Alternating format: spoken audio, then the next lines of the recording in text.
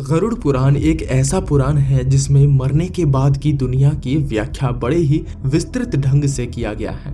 अर्थात मरने के बाद आत्मा का क्या होता है, इसके साथ क्या व्यवहार किया जाता है, कर्मों के अनुसार किस आत्मा को किस जगह भेजा जाता है, या फिर हमारे कर्म किस तरह से हमारे आत्मा के मोक्ष से जुड़े होते हैं, या हमें क्यों अच्छे कर्म करने चाहिए। इन सब बातों को बड़े ही विस्तृत ढंग से गरुड़ पुराण में बताया गया है। गरुड़ पुराण मृत्यु के बाद मोक्ष प्राप्त करने वाला माना जाता है।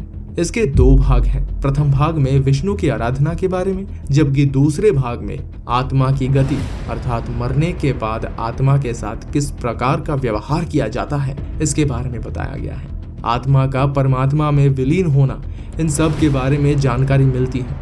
विद्वानों की माने तो जो प्रवचन भगवान विष्णु ने अपने वाहन पक्षीराज को दिए थे उसे ही गरुड़ पुराण के नाम से जाना जाता है। तो चलिए आज जान लेते हैं कि मृत्यु के बाद क्या बताया गया है गरुड़ पुराण में, और ये जानकारी आपके लिए कितनी महत्वपूर्ण है। गरुड़ पुराण में बताया जाता है जब मनुष्य जीवन के अंतिम पड़ाव में होता है, अर्थात इंसान मृत्यु के सन्निकट होता है, तो यमलोक के दो दूत आत्मा को लेने के लिए आते हैं।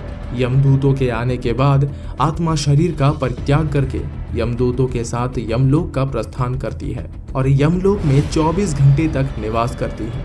पुराण के मुताबिक इन 24 घंटों तक आत्मा को उसके बुरे और अच्छे कर्मों को बताया जाता है और फिर वहीं छोड़ दिया जाता है जहां आत्मा का आजीवन बीता था। कहा जाता है कि पूरे 13 दिन तक आत्मा अपने परिजनों के बीच में ही निवास करती है। कहा जाता है कि जिन लोगों के कर्म और आचरण अच्छे होते हैं, अर्थात जो अपने जीवन काल में अच्छा कार्य करते हैं, जो किसी को पीड़ा नहीं देते हैं, किसी के साथ कटु शब्द का उपयोग नहीं करते हैं, उन्हें ज्यादा पीड़ा और कष्ट का सामना करना नहीं पड़ता है। और जिनके कर्म और आचरण बुरे हैं, अर्थात जो लोगों के साथ बुरे तरीके से पेश आते हैं, लोगों को परेशान करना उनके व्यवहार का एक हिस्सा होता है, उन्हें बहुत ही कष्ट और पीड़ा सहन करना पड़ता है।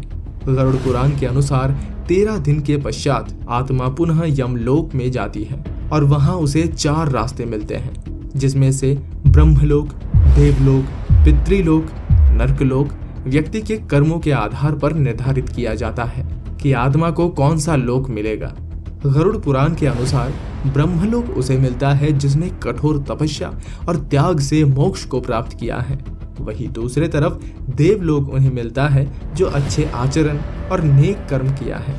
यहाँ आने वाली आत्मा कुछ दिन यहाँ रहने के बाद फिर से मनुष्य योनि में जन्म लेते हैं। वहीं पितृलोक में पवित्र और पुण्य आत्माओं को स्थान मिलता है, वो यहाँ अपने पितरों से मिलते हैं और कुछ वक्त यहाँ व्यतीत करके फिर से मनुष्य योनि में जन्म लेते हैं। जबकि नरकलोक में उन आत्माओं को स्थान मिलता है जिन्होंने अपने पूरे जीवन काल में पाप, छल, कपट, धोखा अर्थात बुरे से बुरे कर्म में लिप्त होते हैं।